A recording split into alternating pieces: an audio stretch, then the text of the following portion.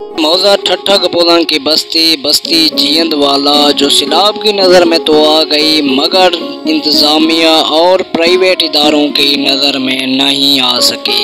ये लोग आज भी किसी मसीहे के इंतज़ार में बैठे हैं कि कोई आएगा और हमारा पुरसाने हाल बनेगा।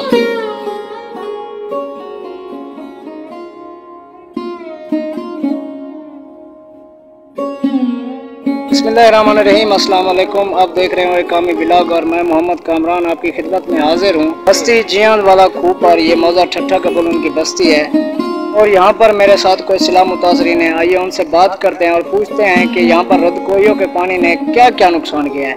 चाचा इतना पानी आए ये सो पानी के बाद क्या पोजिशन है? अच्छा पानी से ये सारा जरा कोठे भरे गए, कोठे कच्चे पैन बाल बचे तो सामान तो रुके हुए थोड़ा को 50 बच्चे पीछे 6 बच्चे मसाए काट कर तो वो पम्मी देंगे। ये सारा सामान थे रोड पे जेरी मरी चबिए जेरी से तो डाल के पीछे सब बाल तो पानी बच्चे मसे आना बच्चे अजा भी पानी खड़े था, हर चीज रुली हुई है। जे दे सगद मेहरबानी कर सरकार का याद रहे से चाहिए का नहीं रहे इमदाद को मिली हुई कशे का कहीं भी नहीं दिखी।